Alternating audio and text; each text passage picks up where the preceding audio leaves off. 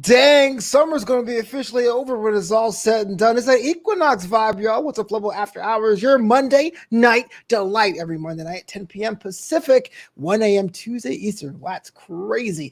We're actually going to have a fantastic show. We're going to chat with Steve Kaufmann. I can't even talk today. Before I do, got to say thank you to everyone right now in the chat on Facebook, on YouTube, on Twitter, and on Twitch. If you got questions for Steve, make sure you put them in the comments below. And I do accept a super chat every once in a while. But before I even bring on Steve on this fantastic award-winning program, just got to say that I think the boisterous crew, that's what we call our Patreon subscribers, those that put their hard-earned cash and invest in Flobito content. So I give a shout out to Christy H, Christopher C, ACH, Edric P, Oliver E, Lindsay U, Princess Leia, Matthew C, John W, Richard R. You make this show a reality. Now, my next guest is doing it big. He's got himself a YouTube plaque. You may have seen him hosting on the After Buzz and After 83 Weeks podcast, and he's doing the dang thing representing Temple. You give it up for Steve Kaufmann. Hi, hello. I am here. It is happening. I am representing Temple U right there. And then directly above it, Mr. Arn Anderson. Yeah, Got man. that Top Guy weekend. I was excited. I'm just pointing to things on my wall. This is going to be fun. This is the whole room tour. You know what? I didn't go to a big university, so I'm kind of jealous of people that do. So it's totally fine. I'm not mad. Not mad at all. Not jealous. I mean, I paid way more than you, I'm sure. And by paid, I mean still paying. Right, exactly. That debt's around you forever. What up, Haywood Wong? JLJ Meat is in the house. Kirsten's in the house. What up, Charlene? How's it going, Charlene? If you have questions for Steve Kaufmann, he's been doing things. Haywood says, Steve, been a while. It has been a while, Haywood. Yeah, what are you doing? Steve, what is Haywood up to? Oh, no, not Haywood. Forget Haywood. Right. Haywood's out there flying planes and being a super spy somewhere. What are you up to? I run a YouTube empire, and it's a YouTube empire on the back of someone else's podcast empire. So acknowledge me. I was saying how. No, I don't need. I do enough. I don't need to be acknowledged that I run. If we counted them up, there are 12 channels right now. Okay. I think three of which are a little kayfabe, but there are 12 channels that are my main focus right now. Okay. I could just roll into each of them. Bruce Pritchard just hit 100,000 subscribers. I'm really happy about that. It may or may not be on the wall. Oh, that big, giant, shiny YouTube thing right behind your head may or may not be. Unconfirmed reports. Yeah, rumors are swirling. Unconfirmed. Rumors are swirling. But one, Eric Bischoff, WWE Hall of Famer Eric Bischoff. True. We're making a really big push for him to get the other 45,000 he needs to get 100,000 subscribers. And yesterday I recorded a video. We're going to give away 100 prizes. Wait, hold on. First of all, what is the other 45,000? Sounds pretty flippant, but that's a lot of people to subscribe. It took us up until the beginning of this year, the end of last year, because we had a 50 prize giveaway for 50,000 subscribers. Okay. It took us, I don't want to say it was down to the wire, but it took us to probably the middle of December to hit 50,000 subscribers and then give away those 50 prizes. We've only done, and I know you're going to feel this to be flippant, we've only done 15,000 subscribers since then. I want to add, he's been doing a weekly podcast on this channel that does, it averages a little under 1 million views a month. And he got inducted into the WWE Hall of Fame, all in that same period where we only got 15,000 subscribers. So we really need to step up our game. And if that means we need to give away some shit, we're going to give away some shit. Your boy Flopito wants 1,000 subscribers, but okay. What are these prizes? I was about to. Oh God. First off, I was about to mention like, oh, I take super chats, and I didn't want to be an asshole and be like, how do you take super chats? How do you take super chats without being a member of the YouTube? It was a joke. It was a joke because all your shows take super chats. It was a Steve Kaufmann joke. So these up here, I'm not gonna go and get them because you'll see I'm not wearing like hard pants as they're called. I'm wearing sweatpants. But these are big gold belts. Okay, ladies, he's taken. Watch you see. Who cares? These are big gold belts. They are signed by Eric Bischoff in the nameplate, and then they are sharpied really big NWO. One is black, one is red. Okay. They are one of one collectibles. They're not replica big gold belts, they're toy big gold belts, but still. Yeah. We're also going to give away an actual replica big gold belt that he actually spray paints NWO.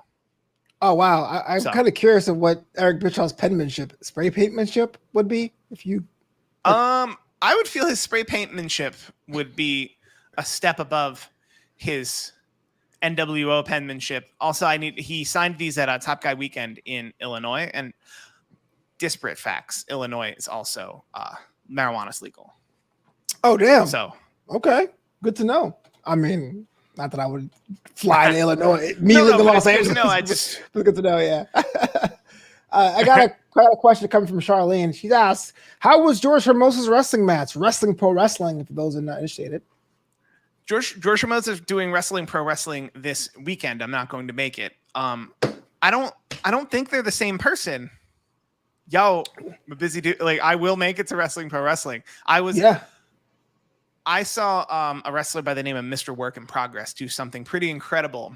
Last Saturday at Dungeon Championship Wrestling out in Chatsworth. And what happened was he was wrestling the match normally. And at some point, it looked like a pretty standard spot to me. He tweaked his knee really bad. To a point where he had to roll out immediately. Right. It was incredible. He had to roll out immediately, and we were all really immediately concerned. Is Mr. Work in Progress gonna complete the match? I was worried. You were worried. You weren't even there. I was. We're all worried. I was lying in bed like, Mr. Work in Progress. I had no idea. What? And it took him a good 2, maybe 3 minutes, but he finally willed himself to continue. And wouldn't you know it, that bastard heel he was up against immediately started targeting that knee. And the Boo Birds were out. Blue Birds were out in full force. And Mr. Work in Progress, he just wouldn't quit. He was never going to quit. And wouldn't you know it, with one working knee and his opponent targeting the other working knee, Mr. Work in Progress pulled out the victory. But no, I haven't seen any of Jordan Moses matches. Man, is marijuana legal in Los Angeles too? Like, that was a good yarn, man. I was like, all right, I love it. Well, Haywood has a good words for you. He says Steve was one of the coolest hosts in the AfterBuzz that could do any show. So even though you were doing some of the hosting things, especially the after show for 83 weeks, like, you are the guy people come to when want to manage an empire. Yes, I was not in my AfterBuzz days. In my AfterBuzz days, you were the guy you came to if Survivor only had one person. It's a bad example because that's not a show I covered, but you're agreeing. If somebody came to me like, Steve, we need someone to just fill in the empty air on a Survivor after show, I'd be like, I can watch it in 20 minutes. Right. Hopefully the other host is good enough to carry me on any of the knowledge. So just jump in here for those who don't know about AfterBuzz. So they had all these after shows for different content, but they had all these after shows that didn't have people to fill them half the time. And so if you're brand new, spanking new, all you really had to do was lay in the lobby. But there were some shows and some nights where people were not there at all. Continue. But I became one of those people you could turn to. I distinctly remember that Haywood Wong brought it up. I was a good hand. I was a utility player. That if you got me in, I was a big fan of the fourth chair, because the first chair, that's the play-by-play. You have to like really you're captaining that ship, right? In the bird catch seat that Evan calls it. What does Evan call it? The catbird seat. I was really close. The catbird seat in that, it's a real that word, first by chair. the way. And then the second and third chair have to really follow suit. I would say that's like color commentary and then like an analyst. And that fourth chair is like practically the special guest. Yeah. You're the wild card. Your whole job is to I got to a point on that fourth chair that my job was to try and derail those other three people. Not like intentionally, like of course I could, but like if first chair is like, so here's what we're talking about, this is our stringent topic, the question to all of you is this. Right. Second chair is like, well, analytically I think this is the answer. And then the third one's like, the analysis is like, well, as the person who has some experience in this is how I feel. And then the fourth chair has nothing left to say except farts. Oh, so and then try to make chaotic good. Chaotic good. Like I thought the fourth chair worked best as chaotic good, but there's a lot of minutia in the way shows ran there. What's funny is if I were retooling AfterBuzz today, I don't think there should have been 4 chairs. I mean, yeah, I think a lot of shows would be overrun with opinions and crosstalk with 4 hosts there, but that's neither here nor there. You know? Of course. But like we're talking about AfterBuzz, and yes, and Haywood One saying I'm a really good hand. I could fit any of those chairs well. And I think, Flobo, you've been in there with me enough to know I'm best when I know what chair I'm in. Doesn't matter. Oh yeah. Doesn't matter what chair I'm in. I just need to know, like, am I captaining this ship? Because if I'm captaining this ship, I need to sit right there. We need to open with me on my solo and say, hey, everybody, I'm Steve Kaufmann. We're going to talk about Gotham. Come on with me. Right. And I don't get to be as funny. I don't get to be as witty. I don't get to get a lot of my shit in, as they say. Right. It's not my job anymore. My job is to facilitate the other 3 people at that table and their conversation and interject it and keep it moving so that the engineers don't run over. At least I'm not the reason, because the engineers always... No, I don't blame the engineer. That studio was always like they were always heavy 5, I would say. Yeah. I'm with you. I'm with you. Dylan Matthews says, for those who doesn't know about AfterBuzz, they're known for doing after shows and having the longest summer break in history. Woo! That undershade. And to make it less awkward, Charlie has a question for you. She says, how do you like working with Christy Olsen, former guest of the show? You get it. I like working with Christy Olsen a lot. I think anyone who follows her on social media, which I believe is at Christy Reports, will see she's getting a lot of great opportunities in and outside of adfreeshows.com. And I would recommend, as a spoiler, continue that. Okay. Continue to expect that is all I'm going to say. But she's great. And she is great in that first chair of I'm setting the table, which is funny. I believe it was Haywood Wong said, I'm the head of the table. Oh, that's Dylan I Matthews. Can be any. Oh, sorry, Dylan Matthews. I was the head of the table, and you should recognize me. But also, okay, that's what you're doing. I thought you were doing something else the first time. Oh, you thought I was just jerking off over here? No, I'm doing the Roman Reigns. It's after hours. I don't know what else to expect. That is after hours. That's when the show goes off the air. I'm like, all right, see you next week. No. That's the 11 o'clock show on OnlyFans. I got it. It's a running joke on Dripped and Gold, the other sister show. I always do the Roman Reigns thing. It's just a weird, dumb thing. Well, I would always say Christy also gave me my first shot at AfterBuzz and opened a bunch of doors for me. So I have all the respect in the world for her. And I will say, because she is a classically trained journalist, I get a tickle when she pronounces my name. She enunciates every single syllable. You know, please welcome Flobo Boyce. I'm like, yeah, I feel awesome. But sorry about that. Forget about AfterBuzz for a second.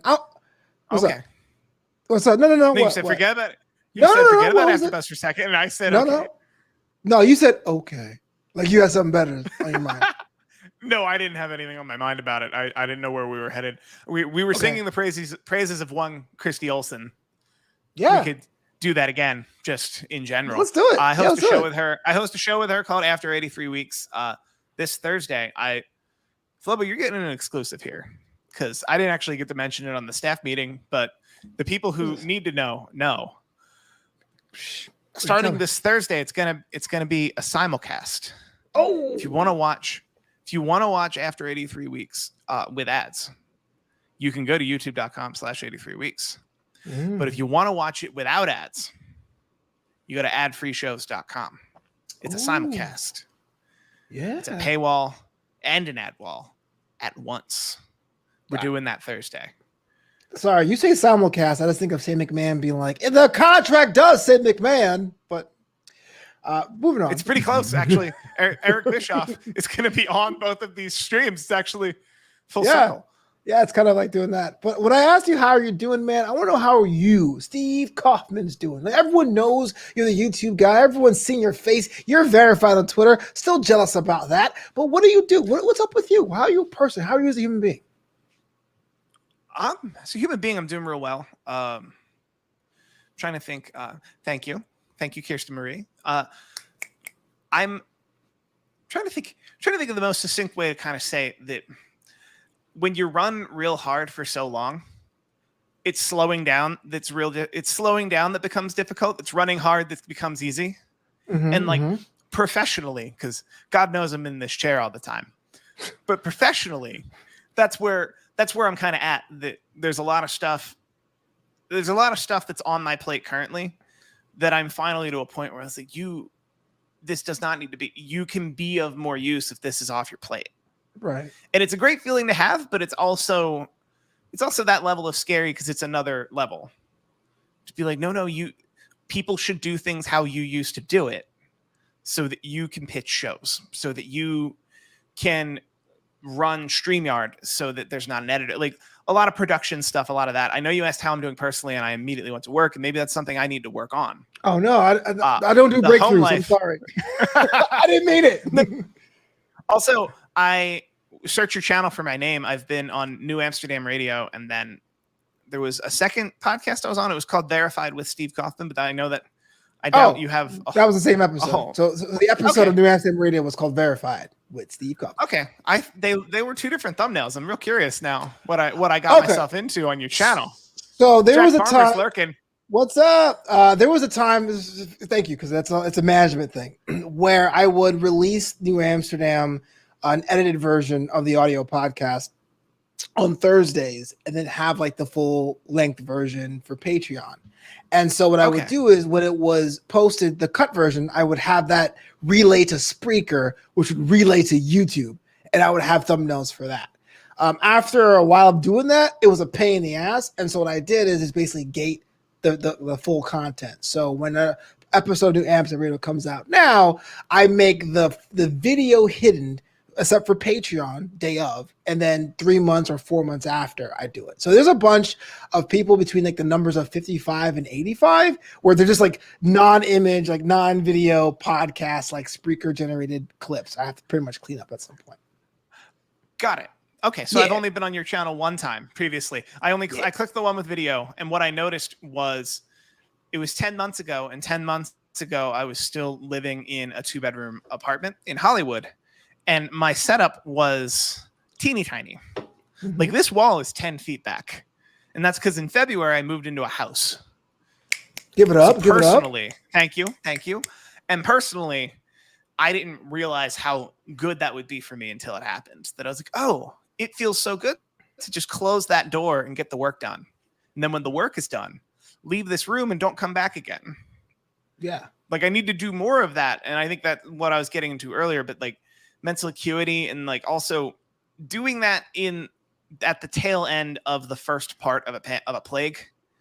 Like there's a lot of catharsis to that. Yeah. Notice how I didn't say the end of a plague. Like I would argue we're like just past the middle of a plague. We're in the vaccinated part of that plague. Yeah. Cross the fingers. I started going to the gym again. There was that. Okay. Like going to an actual gym, because on the other side of this wall, I have a whole room that's just for my gym stuff.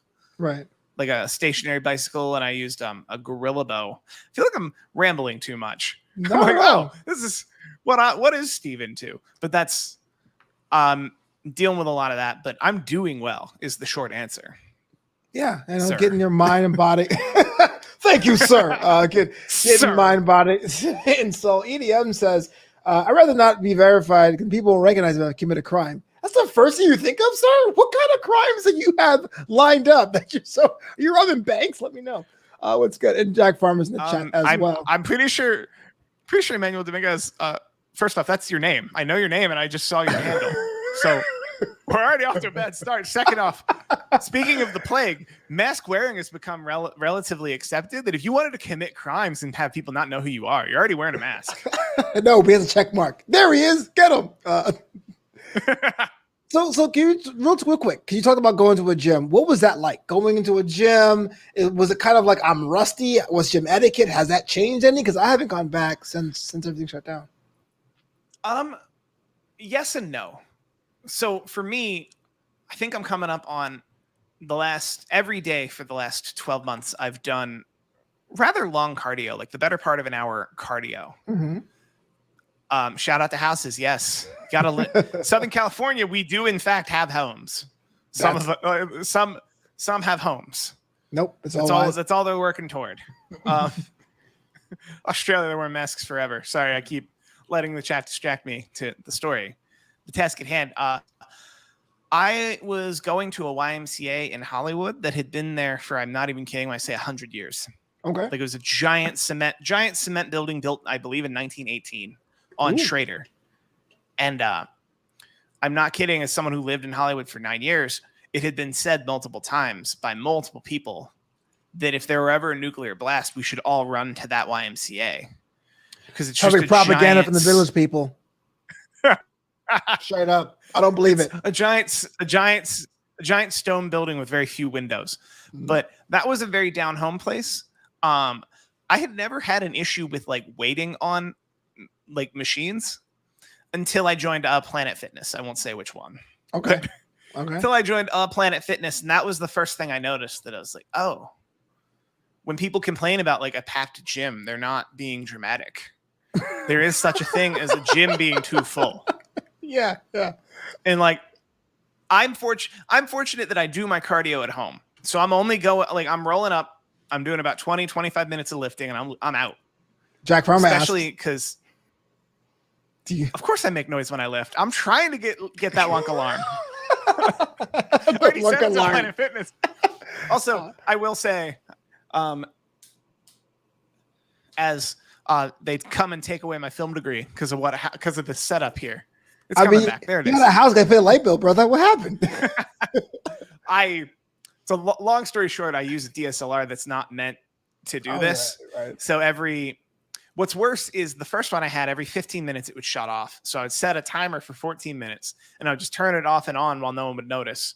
This new one, which has a better picture, it shuts off when it feels like it. And it roughly breaks out to 15 minutes, but there's no control on it. So I've just come to expect the camera shutting off and on, and just that being a part of whatever I'm doing on shows like this. Diva camera. It is a bit of a diva camera. Back to the gym. Because of masks, I don't know how people do cardio wearing a paper mask. Right. And the paper masks are the thinnest you can have. Maybe they have neck gaiters. I don't know. Yeah. I don't like it. I don't do it. It's in my house here. So it's pretty good. The etiquette itself, the only thing I noticed was, when I was a gym goer pre-pandemic, I was always a wipe it down when you're done person. So that wasn't, thank you. That wasn't a big change for me. I can tell from how poor a job everyone else is doing that that's a huge change for them. And I remember at a time, because I started going to a gym in like late May, and I remember like seeing old men like begrudgingly get up and like walk to the thing. And I think what they were doing is they were hoping somebody else would take that machine. They didn't have to clean it. Right. Yeah. It's like, no, clean the machine. Oh, because of the plague. No, because you used the machine, clean the machine. Bruh. Yeah. I like the show. Yeah, that's all right, Mark. Yeah, I'm all about that. I used to in the beginning of the pandemic, I would run with a neck gaiter. I would bring it over my top, but like one of those like fabric ones. So yeah. But how's it going? Are you feeling good? I'm feeling good. I'm feeling more masculine, feeling more manly. Yes. Well, while we're on the topic of my personal health, most people who do see me, they see me in, I would say this shot, but a little tighter. I've only recently widened out this shot at all for stuff I do. And part of that was just because I think the face is the only thing important, and I hadn't worked on this wall yet. But the other thing is, I want to say when the second week in March, when they were giving out the vaccine in California, and they were like, if you have a BMI over 35, you could just go and get it.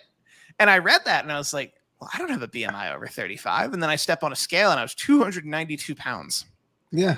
And I was like, wait a minute, I'm 6'1.5". Oh boy, I do have a BMI over 35. You literally say, oh boy. I didn't. No, I used much more colorful. Oh boy.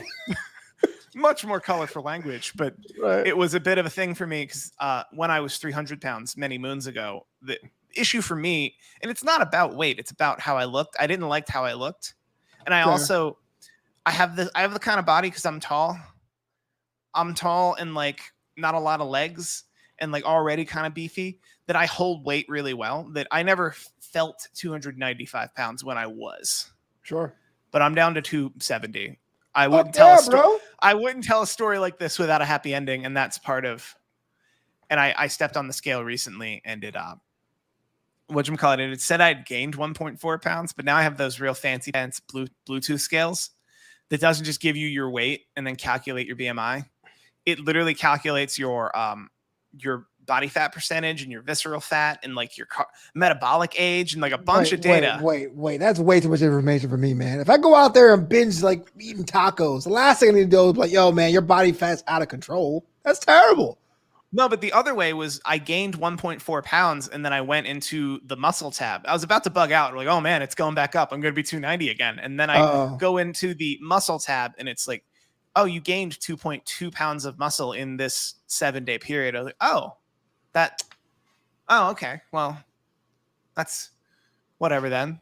All right, Bluetooth scale, you win this round. But I swear. All right, Bluetooth. No, but I liked it because I could think of a time when I would be like on that triple beam at the gym or something else, and I would gain 2 pounds in a week when I was really trying and like really putting in the work. Because there are plenty of weeks where I wasn't putting in the work, and the scale would be about the same or a little high, and be like, "Well, you didn't put in the work." But there were weeks where I like put in the work, right? Yeah, and then it'll go up 2 pounds, and I would like feel terrible for another week, and then like probably cut food that would have been essential to like being a human. And I'm fortunate with all the data this scale affords me, that I actually was able to find out like, well, did you gain 2 pounds of fat? 'Cause that's what you don't want. Right. You gain 2 pounds of muscle. You want that. You'd be fine being 350 pounds if it was all muscle. Just a giant boulder. Brock Lesnar, 6'1" Brock Lesnar. F5 and everyone at Planet Fitness. That's my machine. Yeah. Also, I want to point out, just because I didn't say it when I mentioned it. Fuck the BMI. Mm-hmm. Speaking of Brock Lesnar is my prime example of someone who, when they're like, "Oh, the BMI, you're obese," and I'm like, the BMI is bullshit. According to the BMI, every heavyweight athlete you could ever point me to, including Brock Lesnar, is obese. The BMI is garbage. True. The BMI is garbage science, but you best believe I got a vaccine March 16th because of my BMI. Not that they were checking. Yeah. No, because they couldn't ask you because of HIPAA reasons. You had to say what the reason was. You couldn't be like, I'm just here. So I was like, my BMI, I got mine on April 1st. I was like, BMI, sucker. You know, show out of that. Well, but it's true. I was over. I was like, oh my God, 30. The time was like 32, 33. And they said that was considered overweight. I was like, damn, I'm overweight now. Shit. But also Also, California came out I remember it was like the second week in March, they came out and they said half of all Californians are available to receive the vaccine, are eligible to receive the vaccine. Mm-hmm. And here's a giant list of reasons why, but they made it clear above the reasons why we're not checking. If you want a vaccine, go and get it. Yeah. We're ready. Like I went to a Six Flags. I went to the Six Flags Magic Mountain. It was empty both times. Yeah. The vaccine site. The second time the Six Flags was open. Oh, yeah. It was a little eerie for me. It was a little eerie to me.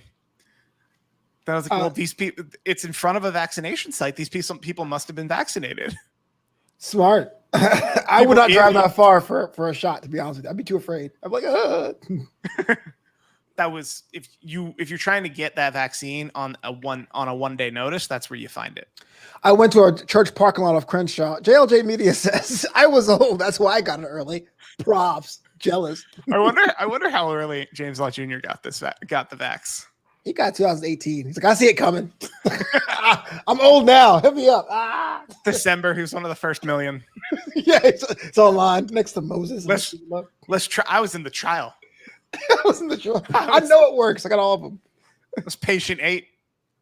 Do you claim a vaccine? Are you comfortable with sharing that with anyone out there? I'm just curious. I got the Pfizer. That was what was most available to me the next day. They all made sense to me. That's okay. They all made sense to me. I would say on just brand recognition, Johnson & Johnson was the one where you're like, hold up. Moderna, I ain't heard of them, but they sound like a company that makes drugs. Right. Pfizer, right. I've heard of them, and they're definitely a company that makes drugs. And then you're like, Johnson & Johnson. Hold up. This dude's spitting right now. They make soap. Well, Jack Farmer, you got a vaccine that's soap. I'm kidding. It's baby oil. I got this. No, Jack, don't die. You're gonna get a community guideline strike for me saying the word vaccine. Oh yeah, you're probably right. I'm gonna have to fight. You're gonna have to give me access to your channel. I'm gonna have to fight it for you. please do. It's the Steve Covey. Give him a plaque. I'm so sorry. I got the Moderna vaccine. I can show you screenshots. They don't care. Sorry. Really? Damn, you're my wild card. I got the Moderna vaccine, and it's cool because in Europe it's called Spike Vax, which sounds dope as shit. Like I got Spike Vax, bro. I would have gotten Spike Vax from Moderna. I'm like, whatever. Spike Vax. Yo, we gotta get that.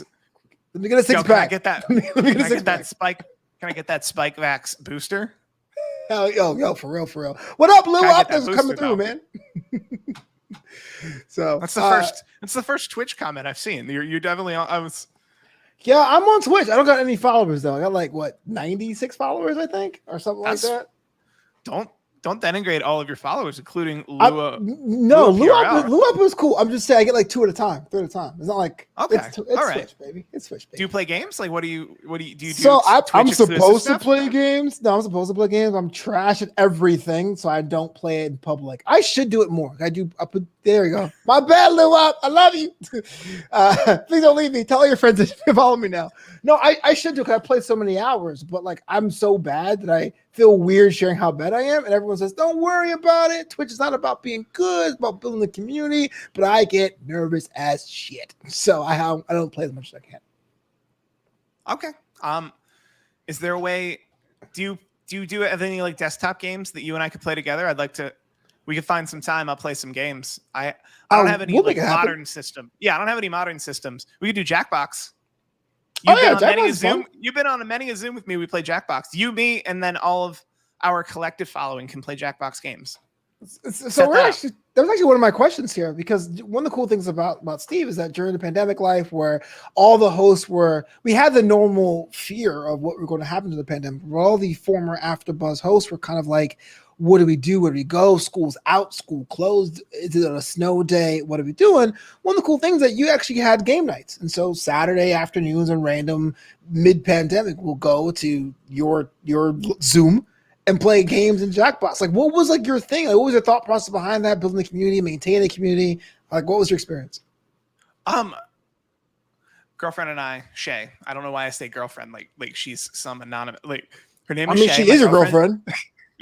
My girlfriend Shay and I have always wanted to host game nights, and the pandemic actually created an opportunity for us, because living in a 2-bedroom apartment with a roommate, A, the parking was terrible, B, we didn't have a whole lot of space to have people over for game nights. That the pandemic actually created an opportunity for us to be like, oh, everyone's home and people do game nights. And I also love a technical challenge, as you could probably tell from all my channels. I love a technical challenge, and I loved the technical challenge of how do I run Jackbox games on a PC laptop whose sole purpose was to run Jackbox games. How do I share that screen with a Zoom, and how does that all integrate? Does everybody is it a good time? And I ran tests, and it really got my mind off, because to clarify for everyone at home, like this was week 2 of everything. Right. Like we all like, because week 2, like we were beyond the snow day portion. We were like, this isn't a snow day. They canceled they canceled the NBA season. They canceled everything like they're gonna cancel baseball. Like they canceled everything you think of when you think of normalcy. That it's like, well, let's try to get some normalcy in there. And I guess I'm kind of admitting that we did that semi-selfishly, that it was more about we've always wanted to do this, but didn't have the space. Mm-hmm. And now space didn't matter. Yeah. So we got a bunch of people on a Zoom. I tried it like 2 weekends. The first weekend was really good, where it was a Saturday afternoon, and I found a way to run the WWE network through. Yeah. Remember that network? Through a Zoom. And I had a bunch of people over. It was Saturday afternoon, and I was like, we're gonna watch this whole show, and then we're gonna watch a match. It was Beast and like in the East. First bit, we were gonna watch Beast in the East 20. I want to say it was summer 2015. Mm-hmm. An underrated show from Japan. And then I think we wound up watching something else, and I had like 10, 15 friends in there, and I tried to tell them like the next week we're gonna watch. I think it was ECW on Sci-Fi, the one where CM Punk debuted. And like, we're gonna watch that. And then I think we did that, and it was like me and my friend Norm. Like my friend Norm from high school, who I was like, man, I could have texted way less people to make this happen, Norm. Like, yeah. I really should have just texted my friend Norm from high school and been like, do you want to watch some wrestling tomorrow? You know what? But that is one of the biggest fears I have, even in IRL, like having a party, inviting everyone and having like one person show. If no one shows up, cool, more food for you. But if 1 or 2 people show up, you're like, do I still do the thing? Like, do I still eat? Do I share? Like, what's going on? I saw whatever you do, don't do illegal streaming. And I'm not going to condone illegal.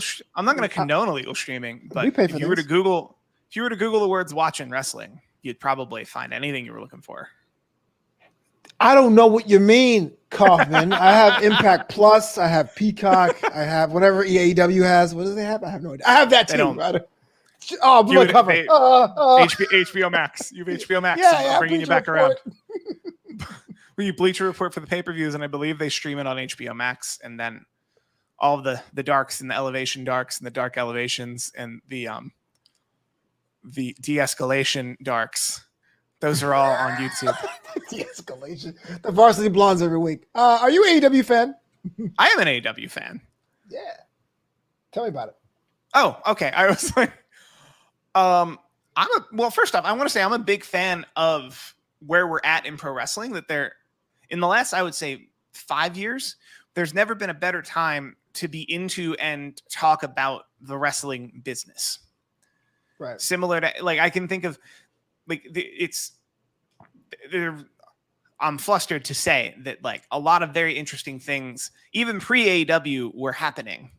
That there was a very healthy indie community that fostered something like AEW to come forward, which fostered a bigger, more robust roster of really creative people to do what they do best, that allows for a better product on both channels. Yeah. That said, Flobo, I know you watch both products on both channels. I do. Via Sling, by the way. So you want Lily to win the Women's Royal Rumble? That's the long-term booking for her, right? Lily? I just imagine. And there goes Nia Jax. Lily wins it. She's going to Mania. Is that ridiculous, though? That is completely ridiculous, yes. It's completely ridiculous, but if I came to you in a time machine, okay, later today, and was like, hey man, I come from the future. By the way, sell your GameStop. Also, Lily came in number 3 at the Women's Royal Rumble. Eliminated 16 women, and is going to WrestleMania to fight Charlotte Flair and Ronda Rousey in a 3-way match. And she's the favorite due to sports books. Like, would you think you were hallucinating, or would you be like, man, they had a weird night. They had a weird night in the creative room. I gotta jump in. For those of you who don't know what wrestling is, Lily is like a sock puppet. It's inanimate. Like it's like Lily cannot win a match. That's weird. No, not with the powers she's been bestowed on the television program. They're putting a lot of effort into getting Lily over. I'm only half Yeah. Like sorry, cut you off. There are a bunch of NXT guys who got released in the last like 30 days that never got the push that Lily is getting. Not Alexa Bliss, Lily. Right? I'm with you. I cannot see a sock puppet getting so much screen time. Well, I don't know, man. Alexa Bliss hasn't wrestled in a legitimate match in like over 2 years. So whatever gets her protected, you know. I'm sure it's under that. And does she need protection? She can lose. She can lose. No, but I mean, every match I could think of has been like shenanigans or like a cinematic match or the lights go out. Like I haven't seen her go bell to bell in like almost 2 years now. That's a fine observation. I'm wondering if they're actually protecting her for any reason, or just that, or they're leaning into what they see as her strengths, that they think as an on-camera character. Yes, thing is that who really like literally the neck up, like sell me on a crazy story. Like they might think that for Alexa Bliss, they might think that that's a better idea than bell to bell, whatever. Because for World Wrestling Entertainment, the bell to bell seems to be like middle, if not bottom priority to them. And to bring it back to your question, AEW, I had a question for All Elite Wrestling. For wrestling to be in their title, the wrestling seems to be very much front and center. This upcoming Arthur Ashe Stadium show as a great example of just, that's like a Wrestle Kingdom. That's a Wrestle Kingdom's card. It blows my mind. Free TV on free TV. It's incredible. Blows my mind, man. Like Arthur Ashe Stadium, that's where the U.S. Open's played every year. It's not necessarily a bad venue, but it's like I can't. AEW has done so much to hype this up as if it's the Hammerstein Ballroom, and it's just like what? Like it's a tennis court. That's what it is. Like what's going on? So props to them and their marketing machine. But you're right, it's more wrestling based for sure. Well, it's more wrestling based, and also like on seats. Like this whole company started because Dave Meltzer felt like they couldn't draw 10,000 seats. And not only did they draw 10,000 seats, but they drew 10,000 seats in under 5 minutes. The show that they put on in front of those 10,000 seats was enough to get a billionaire investor involved. That's the fundamentals of this wrestling company that we're all following. There's plenty of warts and all to be included, but you're asking me why I like it. That's why I like it. The wrestling is front and center, so that when they fail, it's because they tried to put the wrestling front and center. And when they succeed, it's because they put the wrestling front and center. And that's my preference, because I can't stay up that late to watch New Japan every night. Yeah. So, question and it gets spoiled on Twitter by the time I wake up. You're absolutely, you're right. It sucks. Okay, so wrestling is a weird thing, right? A lot of people are not into it. Those who watch the chat right now, those all are. What was your story? How did you get into it? Like, were you just a after school kind of kid? Were you a friend that like go and wrestle with? Like, what was your experience getting in? I got into wrestling kind of late. So because I know wrestling is usually for low kids. So like, I was born in 86, so technically speaking, I should have been a teeny tiny little Hulkamaniac. Ugh. But aside from the WrestleFest arcade game, I had very little exposure to pro wrestling until I want to say 97. Okay. I'm sure I've said this somewhere else, but before I was into wrestling, I was actually a fan of the Insane Clown Posse. Oh, wow. And I turned on Monday Night Raw one night because the Insane Clown Posse were on Monday Night Raw. As a matter of fact, my sister turned on Monday Night Raw because the Insane Clown Posse were on Monday Night Raw, and the Oddities and the Insane Clown Posse, that segment was cool, but then the Austin segment was next, and I was hooked. Yeah. So I don't try to hide it, but I don't put it up front because there are a lot of people who like to give you a purity test in fandom. Mm-hmm. Who would be like, oh my goodness, you were born in 86 and you didn't watch wrestling for another 15 years. Like there are a lot of people who like to give you that purity test. Like, oh, you don't know the dates or the history or this or that. And it's like, I'm a fan of the thing. Like, right. If I told you I was a fan of Doctor Who, they do the same thing. They do, but like fans are assholes.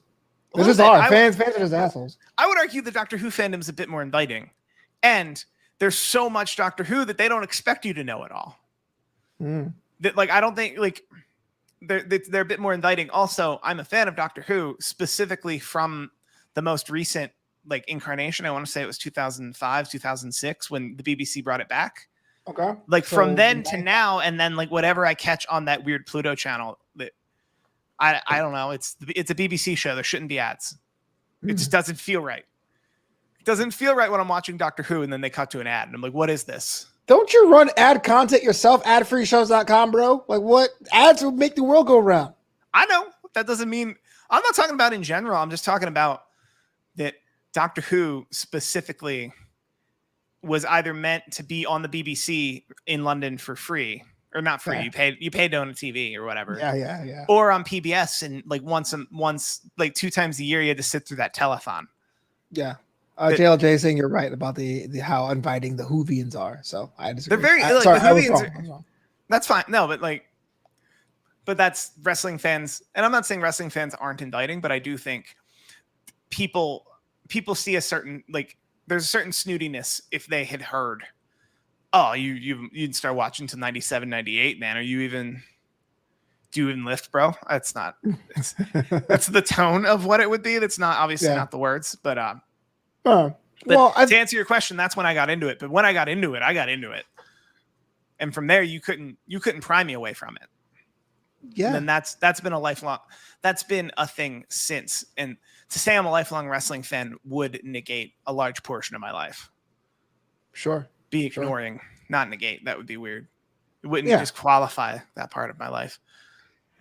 I never understood the gatekeepers, if you will. And I think I mentioned this on, if you guys listen to Mac Mania, I apologize. I'm repeating my point here. But when I was a kid, because we were all nerds that liked wrestling, we were talk about it. We will pick our sides, pick our guys. But then there was always the jocks being like, that's stupid stuff, or comic books or what have you. So now when I see people act that way about wrestling, I go, bro, I've been watching wrestling since '93. You think if someone like our mutual friend, Alyssa Phillips, was getting into actually watching wrestling at that same virtual party, I'm not going to be like, oh, you don't know? Because, I mean, you don't have a new fan, right? You can bring everyone in so you can tell people about it. So, well, also, I would argue the wrestling fandom needs more women, just in general. Yeah, like absolutely fair. And also Alyssa Phillips, she'll get the shout out here. Hey. She like the fandom, it felt like the fandom pre-beat her down to be like, I don't know that. Am I not supposed to know that? Where I'm like, you should own that. No one should expect you to own that. And I would argue because she is an industry professional, otherwise just outside of wrestling business, she understands story. She understands athleticism. She's seen athletes do athlete shit. I would argue her perspective as a brand new fan is super valuable to everything. Absolutely. Would be super valuable and unheard, because me and you, people who've been watching it a very, very long time, we're very, very represented. But somebody who likes it but doesn't know a lot of its history, so long as they don't come off like completely ignorant. Sure. I think, which we know her, she wouldn't. I don't know. I've given her this speech a couple times. I would imagine at this point she's been into wrestling for over 2 years. That's a gimmick she should have gotten over by now, is just someone who's into wrestling. Yeah. She's a member of the Four Horsemen. Do you know this? No. Arn Anderson made her a member of the Four Horsemen. She is no, I'm not. I mean, well deserved, but what? Google Elissa, ELYSSA. Yeah. Phillips. Yeah. Arn Anderson, Four Horsemen. It should be Arn Anderson himself from his kitchen table on someone's camera phone was like, well, I think you've earned it. You're a member of the Four Horsemen. You're the Queen of England. Jeepers. Right? Good night. By the way, happy birthday to Arn Anderson. It's his birthday today. 67? 8? Wow. All right. I think. I'm not I'd have even to sure. Google that. That's a cognitive offload for me. Here's a question from Charlene real quick before you go into our games this evening. She says, do you miss AfterBuzz? But answer that question. Yes. In short, I miss, which is funny because if you had asked me in the height of AfterBuzz, because also a thing that I need to reference when these questions come up is I had left doing what I was doing at AfterBuzz a whole year and a half before they stopped completely. Because I had been there 5 years doing after shows, sometimes 5 nights a week. And I had found this gig, and I had really found my path, found my career, and had seen less value. I'd seen less value in being on AfterBuzz. I'd also seen more value in other people and felt like I was taking up a spot. So those are the reasons I left. Remember that. And then a year later, they went on summer hiatus. Do that math however you will. But do I miss the...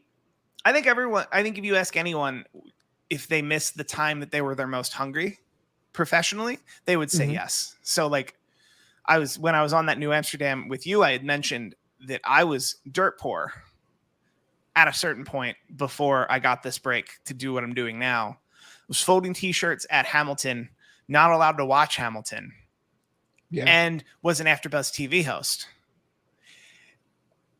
And at the time, I would have given you a laundry list of things that were wrong with my life. Were wrong with my life at that time, when the reality is, looking back, I was like, man, I really like the idea of the uncertainty. I like the idea of you turn up there and you never know what's going to happen. You never know what could happen. And I don't know. But that's more out of nostalgia and community. Sure. There's a lot of things I obviously don't miss. Trying to think of a good I think I did 2 seasons of the Modern Family after show at one point. And there are some shows that don't need an after show.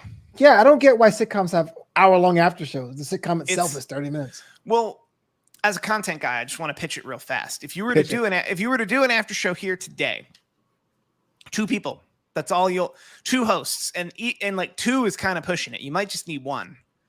And at best, it needs to be a discussion for 10, maybe 15 minutes that runs down the whole episode. And then you have to throw to an interview. That's the after show. That's what all after shows should have ever aspired to be.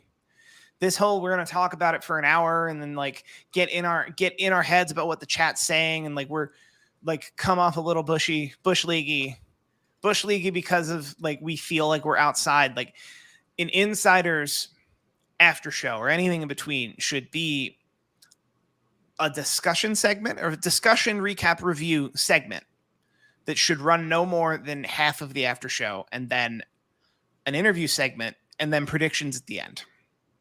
Yeah. If I were to reinvent the after show, that's what it is. And I may clip this out and pitch my services, but you know, now I clip this out right now. but then the people, I hit the button. Why isn't it? Yeah, we're back, baby. So I can still hear you. You're still on this side of the ether. I'm still here. We're still doing it. Okay. Well, while you get the camera set out, we're pretty much light on time, unfortunately. But Steve Kaufmann, and before we get out of here, are you down? Are you down to play a game? I'm down to play so many games. Oh, okay. This one's Give me all the games. This one's called Fill in the Blank, man. It's a classic. I'm going to say some statements. You're going to, fill in the blank for me. And if you want to pass, you can, but don't be a loser and pass too many. You right? All right. I got 10 of them, I think. I okay. don't want to count 2, 4, 6, 8. That's like 10. All right. Boom. Number 1. Everybody knows the most underrated movie of all time is blank. Casablanca. Really? I'm sorry. I misheard the question. Underrated. Yeah. The Dark Knight. Oh, wow. Okay. Spirited choice. Care to tell me why? Oh no, I think The Dark Knight was an incredibly well-made film, and it came out, and at the time it was considered, I wouldn't call it an instant classic because that's overused, but at the time it was considered an incredibly well-made film that one auteur got to do exactly what they wanted to do. But the problem with time is that summer was the same summer that Iron Man came out. And if you look at cinema in general, but movie like superhero cinema specifically since The Dark Knight, everyone talks about the MCU and how those movies just really speak to them and blah, blah, blah. Whereas all they actually do are just a series of tentpoles that didn't leave any room for something like The Dark Knight, which is just Batman's here and now he's not. It's one movie. I'm aware it's a middle part of a trilogy that only had 2 good movies, but The Dark Knight, I think, is underrated in today's context. Most people today would tell you Iron Man is better, and they're wrong. The Dark Knight is a better film. Iron Man is great at setting up an incredible cinematic universe, which is easy to do when you're the first ever cinematic universe. And second, Kevin Smith had one. That doesn't really count. Question 2. Blank is hands down my favorite topping to put on pizza. Pepperoni. Classic. Yeah. Because Flobito is wondering, I own a blank number of blazers. Whew. Own? All right. I moved in February, so I should have a better grasp at this. Under 15. 13. What? 13 blazers. Most of them don't fit or didn't fit in February when I moved. Doesn't matter if they fit or not. It's how many you own. I do own quite a few blazers. I also donated quite a few in the move. Okay. Wait, I ain't get a phone call. I'm just kidding. My favorite beverage to drink when I want to relax is blank. Relax. 4 years sober. Beer was my original. Beer would have been my answer 5 years ago. There's a non-alcoholic beer at Trader Joe's called Klosthaler. It's a lager. It's under 0.5% ABV. I would call that my daily beer. It's not my daily beer, but like if I'm having pizza, let's say, and I want beer with this pizza, I will have that. Lagunitas makes an IPNA. It's an IPA without alcohol. Yeah, that tastes like an IPA. You can't have that every night. You have that like when you want actually an IPA. Tried that. Yeah, recently. I was like, the aftertaste is not there because there's no alcohol in it. This is an IPA. Got it. Well, you're from Pennsylvania, or you claim Pennsylvania. Wawa Sheets. This one's superior, but what's the blank? I'm from Philadelphia, sir. So Sheets has never invaded that territory. It's Wawa all day. I didn't know what a Sheets was until I went on a trip. I went on a hiking trip when I was like 16. So Sheets has lost the brand war to this culture. Wow. I had Wawas in Florida. I'm not sure if that counts, but hey, just like the Whovians, us Wawa folk, super inviting.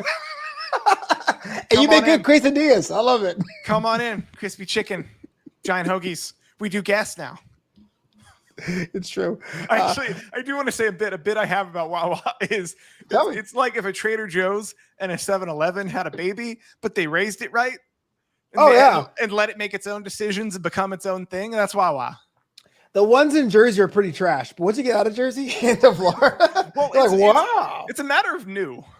The newer the Wawa, the less trash it is. So all of the Florida Wawas are new, so they're great. Yeah, there are a lot of Wawas that are older than me that have that stank on them. That's the best way to say it. That said, the deli counter at those Wawas will get you a better sandwich quicker than the new Wawas. That is the trade-off. That's the trade-off. You just got to go into an icky Wawa, get an incredible sandwich. A celebrity to some, I'm so proud to call blank my friend. Whew. That's I'll say Eric Bischoff. I'm happy to call Eric Bischoff a friend.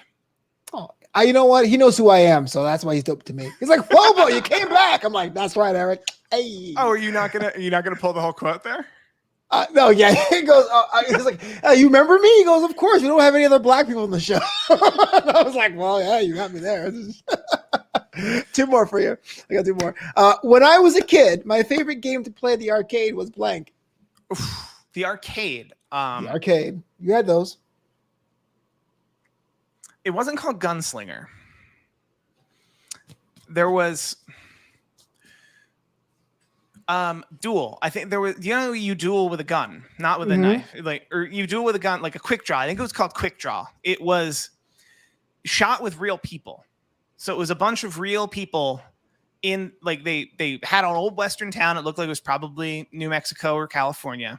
Right. And they went into production on a real Western town. And they had a arcade game that was just a regular video screen that looks like it could have been an NES game if the cartridge had enough room. And it was a quick draw game where there was a gun. I'm pulling up Fast Draw Showdown. Okay, is it a gun? Is it an old looking gun and an old looking holster? old gun, old holster, and it's like video. It's like Yes, VHS type video. It is a full-fledged video production. There's no animation at all, except when you fire, they put the little bullet animation on the screen very briefly. That one, I spent a lot of time on that one. I'm sure if people I grew up with were watching this, they'll chime in with something I'm forgetting. But I remember that one very much. I mentioned WrestleFest. That wasn't at, I guess, the campground I summered in growing up. I guess you would call that an arcade. They had WrestleFest there, and I played a lot of WrestleFest, shot a lot of pool. Oh man, you live in like a different life, man. Love it. A little bit. I summered in a trailer. It was a trailer park. It was a resort community where we all had trailers. Like, I don't want to, when I say I summered in New Jersey, it makes me sound way richer than I was. No one would ever say that who has money. No one would ever say, I have money, but I summered in New Jersey. That's terrible. That's they would name a town in New Jersey. You're right. right. This sure. And lastly, the best concert I've ever been to was blank. So this one's weird. The first concert I ever been to was Woodstock 99. Wow. Which feels like the subject of a whole separate podcast.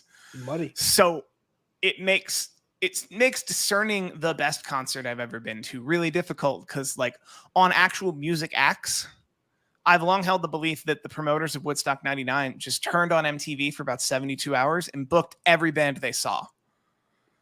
And so like you can't beat the buffet styling that you got at Woodstock 99.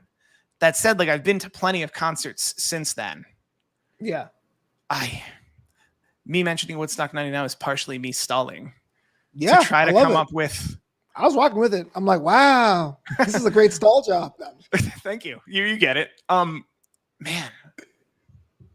I think I have to default on Woodstock 99, and I'm sure there were better. I've been to, I'm not even kidding when I say a dozen Ozfests. Wow. Like I was a concert kid. So I've been to plenty. Oh, okay. Like I was, I'll just use this as an opportunity to rattle off bands I've seen live. Like I've seen Rammstein live, and they are an experience. Gosh. They are an experience live. There are people spitting fire. Slipknot actually puts on an incredible show. Wow, I don't believe that. My joke about Slipknot is that if you hear their music, you'd be like, oh, that's all right. And then you tell people that there are 9 members to Slipknot, and you're like, what are they all doing?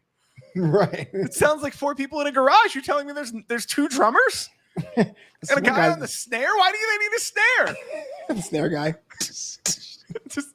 Yeah. But then when you see them live, the guy who usually does the snare is now on the cannon, and it makes complete sense. They're in the vein of Gwar.